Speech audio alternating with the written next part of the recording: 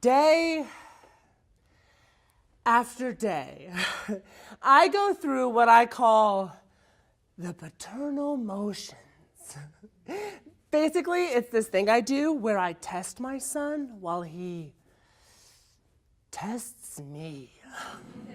I attempt to teach him not only to listen to me, which feels like a given, but I also try to teach him this purified vision I have of the best way to live. Reduced, of course, to this 5-year-old version, where I say a lot of things like, "Don't put that in your mouth." And, "Don't put that in your nose." And, "Just because the dog humps your teddy bear doesn't mean that you have to hump your teddy bear." I wanted him to embrace the world for whatever it is. So I suppose part of me in the backyard that afternoon as I followed him up the hill and down the hill was happy that he was resisting my command but still remaining slightly beyond reach, while the other part of me was honestly just ready to just jump on him as soon as we head up the hill to the house, but he turns around and runs right straight back to the wall and the river below. "Gunner! Hey, little man, get back to the house right now, okay? Or it's going to be the chair for you and nothing but the chair." I give him the chair for about 10 minutes whenever he's bad. But usually he just gives me those big ol' eyes, and he's out in two. I'm weak. I prefer a gentle pushing against my will instead of Gunner's typical tidal wave effect, but like clockwork, as soon as we head down the hill to the house, he turns around and runs right straight back down.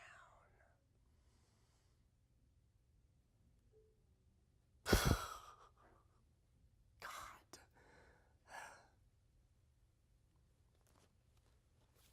Scholar Catherine Erickson describes agency as the ability for an individual to perform action on their own in an effort to make their own choices. Essentially, we are the masters of our own ships. However, sometimes this definition can be challenged by outside sources that attempt to change us. Author Daniel Means literally runs with this concept through a father and son dynamic and ultimately questions, when is it okay to let your loved ones go and allow them to make their own choices? The Chair by Daniel Means. And I'd given him 2, maybe 3 warnings, and I suppose in the joy of running up the hill and down the hill, he had forgotten them, or he just didn't even hear them in the first place.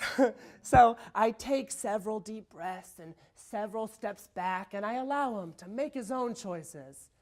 And I watch him as he takes a handful of grass and just shoves it in his mouth like a little goat.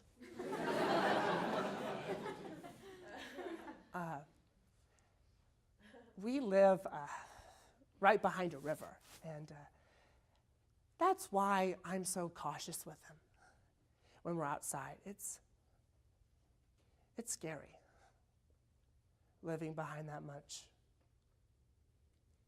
power. Today, I instructed Gunner on good eye contact with others and how to be nice to strangers, but not too nice, and how to hold your little wee-wee straight when you pee into the bowl.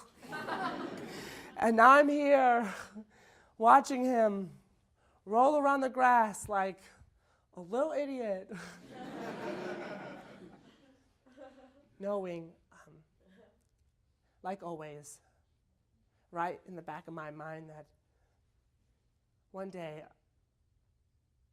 I'm going to be alone in that big old house, and Gunner, he'll be gone to college or God and married,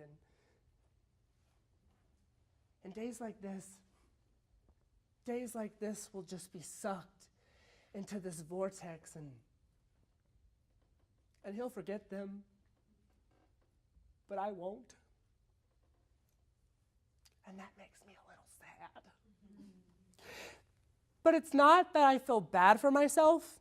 in any way, because I don't. I love my son, and I love these moments with him. I really, really do. It's just, in the backyard, that afternoon, I think I was thinking, what is love? Right? Right? Like is love the heft and weight of his body when he runs out of the schoolhouse and he jumps into my arms? Or is love that moment when he first exits the schoolhouse and he searches the entire crowd for my eyes? Love is that moment that he sees me and I see him. That's love.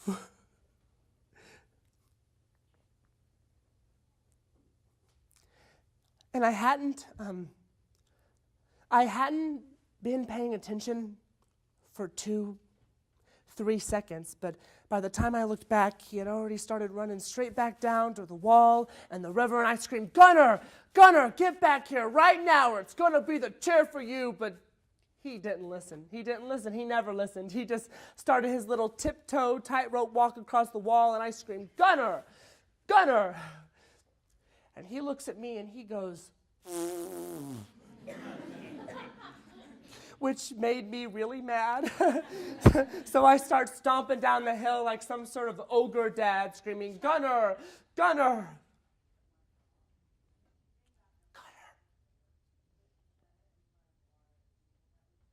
And that's when his smile, it just faded.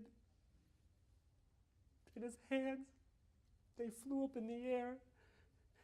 And his feet, they just slipped right underneath him.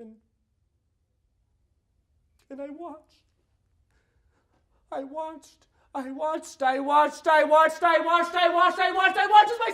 my son fell over the wall into the river below. Gunner, my feet, they were made out of lead. I couldn't move and I didn't know what to do and everything just stopped.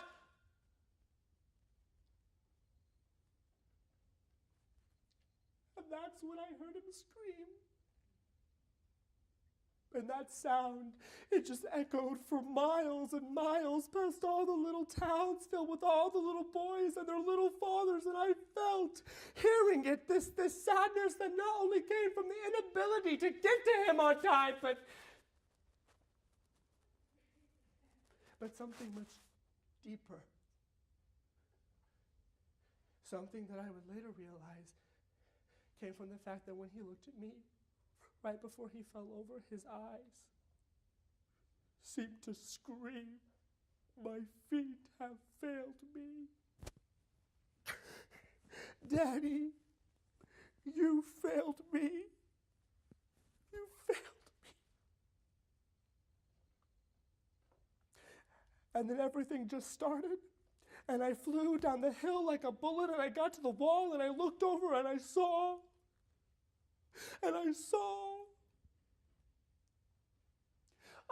that he was fine. He was fine. The time hadn't even came in yet. And he was just laying there in a puddle of mud covered in water, his eyes wild but slightly comic, that little shit.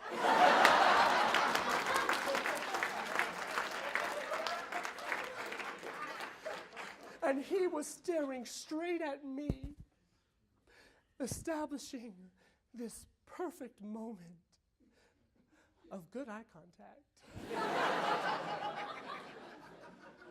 Keep looking at me, I thought. Don't ever stop. Continue to look at me like that for the rest of time.